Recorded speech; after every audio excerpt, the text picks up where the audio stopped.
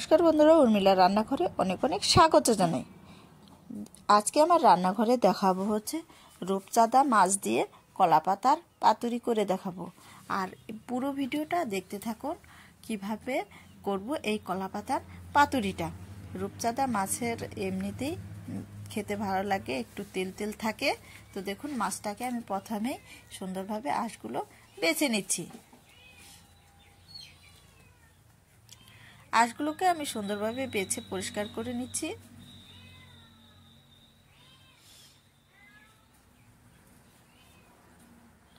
পরিষ্কার করে এগুলোকে ধুয়ে নেব মাছগুলোকে।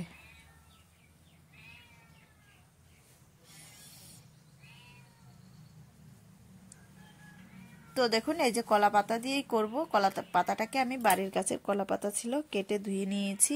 তো কিভাবে করব আপনারা দেখুন। মাছটাকে আমি ধুয়ে নিলাম, ধুয়ে একটা গামলার মধ্যে নিয়েছি। তো কি কি মশলা দেবো আপনারা দেখতে থাকুন। তো এখানে নিয়ে নিয়েছি ধনে, জিরে, আর হচ্ছে আদা, আর কয়েকটা দিয়েছি রসুন। সব মশলাই এখন আমি বেটে নিব সুন্দরভাবে।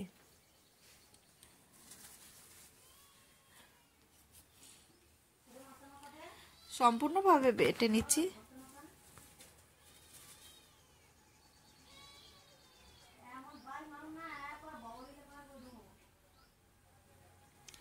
মশলাগুলো আমার বাটা হয়েছে, তখন আমি মাছগুলো একটা গামলার মধ্যে নিয়ে নিলাম। নিয়ে নেওয়ার পর আমি দিয়ে দিব এখানে স্বাদ মতো লবণ। লবণ দিয়ে দিলাম। তারপরে দিয়ে দিব আমি হচ্ছে এখানে নিয়ে নিয়েছি হলুদ। হলুদের পর কয়েকটা আমি পেঁয়াজ কুচি কেটে নিয়েছি সুন্দরভাবে। পেঁয়াজ কুচিগুলোকে দিয়ে দিব। তারপরে দিয়ে দিব এখানে হচ্ছে শুকনো লঙ্কার গুঁড়ো। আজকে বাটা মশলা দিয়ে দেখাবো না, শুকনো লঙ্কার গুঁড়ো দিয়েই করব। তারপরে নিয়ে নেব কয়েকটা রসুন। তারপরে এখানে দিয়ে দিব হচ্ছে টমেটো কুচি। তারপরে দিয়ে দিব এই যে মশলাগুলো আমি বেটে নিয়েছি, এই মশলাগুলো দিয়ে দিব।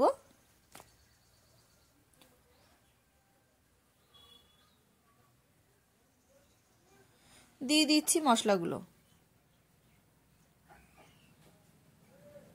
মশলা দেওয়ার পর আমি দিয়ে দিব হচ্ছে তেল। তেল দেওয়ার পর আমি কিছু ধনেপাতা কুচি দিয়ে দিব। ধনেপাতা কুচি দিয়ে দিলাম।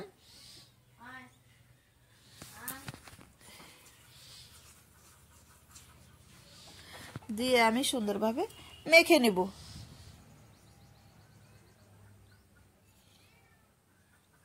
যত মশলা ভালো করে মাখবে, গায়ে গায়ে মিশে যাবে, কলা পাতার পাতুরির রেসিপিটা খেতে ভালো লাগবে। খেতে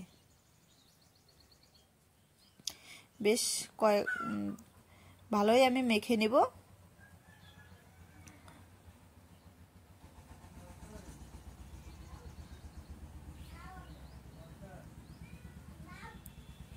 এই দেখুন, এইভাবে আমি করে সুন্দরভাবে মেখে নিচ্ছি। মেখে আমি 15 মিনিটের মতো রেখে দিব।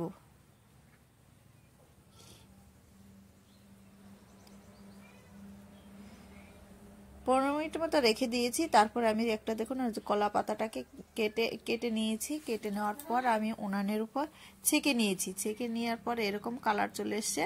তো তারপরে আমি সরষের তেল দিয়ে ভালোভাবে মেখে দিব। মেখে দিচ্ছি। তারপরে আমি একটা একটা করে এখন মাছগুলোকে সাজিয়ে দিচ্ছি।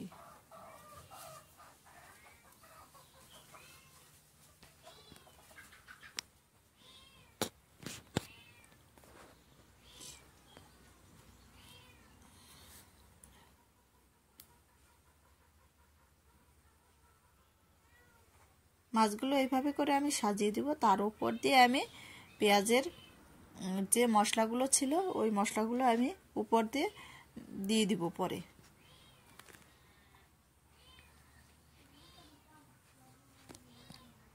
এই দেখুন, এইভাবে দিয়ে দিচ্ছি।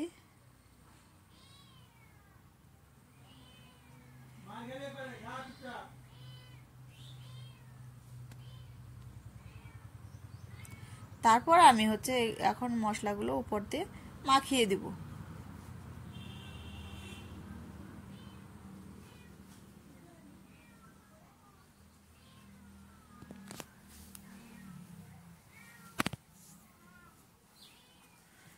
মাখানো হয়ে এসে, তো এখন আমি একটা রুটি ভাজা তার মধ্যে যে উনুনের উপর বসিয়ে দিয়েছি, তাওয়াটা গরম হয়ে এসে, তো এই তাওয়াটার মধ্যে আমি এখন 2টা কলা পাতা দিব। কলা পাতা দেওয়ার পর আমি এখন মাছগুলো দিয়ে দিব।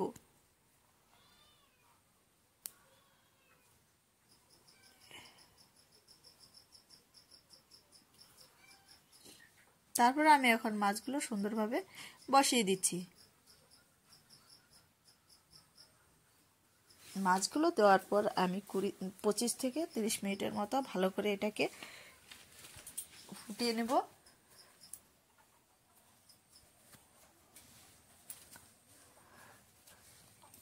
আপনারাও চাইলে এইরকম রেসিপি বাড়িতে বানিয়ে নিতে পারেন। দেখবেন আপনাদের এই রেসিপিটা দেখার পর আপনারা এরকম রেসিপি বাড়িতে করে নিলে আপনাদেরও খেতে ভালো লাগবে।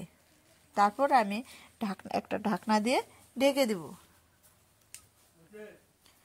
ঢেকে দিচ্ছি। ঢেকে দেওয়ার পর আমি দেখুন এই যে 25 মিনিট পরে ঢাকনাটা তুলে নিলাম। তুলে নেওয়ার পর আমি দেখাচ্ছি, এই যে দেখুন কত জল ছেড়ে দিয়েছে মাছগুলো থেকে, মশলা পেঁয়াজের মশলা থেকে।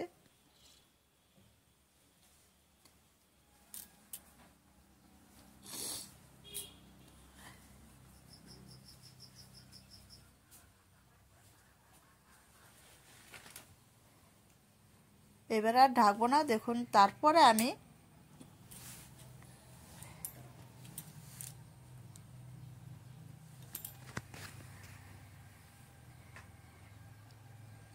এখন মাছগুলোকে আমি উল্টে দেব। এই পিসটা আমার হয়ে এসে, তখন আমি এই পিসটা আবার উল্টে দেব।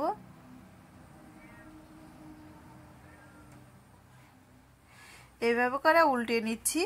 আবার আমি 2টা পাতা বসিয়ে দিলাম। পাতা বসানোর পর আমি দেখুন আবার এই যে উল্টিয়ে দিয়েছি মাছগুলোকে। উল্টানোর পর আমি আবার বসিয়ে দিলাম। আগেও কলা পাতার পাতুরি করে দেখিয়েছি, তো আবারও আমি দেখাচ্ছি। আজকে দেখাচ্ছি হচ্ছে রূপচাঁদা মাছের পাতুরি। এই দেখুন মাছগুলো একটু হালকা হালকা লেগেছে। তার উপর আমি এই যে এখন সরষের তেলটা দেব। অল্প দিয়েছি তেল, যেহেতু রূপচাঁদা মাছের অল্পতেই তেল উঠে যায়। তো দেখুন এটাকেও আমি 15 থেকে 20 মিনিটের মতো ভালো করে সিদ্ধ করে নেব। তো আপনারাও এরকম রেসিপিটা বাড়িতে বানিয়ে নেবেন, দেখবেন অবশ্যই ভালো লাগবে। আর এরকম 20 মিনিট পরে আমি নামিয়ে নিয়েছি। দেখুন এই যে কত সুন্দর এখনও ফুটছে, তেলগুলো ফুটছে, দেখুন কত সুন্দর। তো ভিডিওটা ভালো লাগলে অবশ্যই সাবস্ক্রাইব, শেয়ার, লাইক করে পাশে থাকবেন। আমি কালকে অন্য ভিডিও নিয়ে আসবো আপনাদের কাছে। আপনারা ভালো থাকবেন, সুস্থ থাকবেন, এই কামনাই করি। এই দেখুন কত সুন্দর একটা কালার আসছে, কত সুন্দর একটা গন্ধও বেরিয়ে এসছে। এখন গরম ভাতের সাথে এটা খেতে ভালো লাগবে।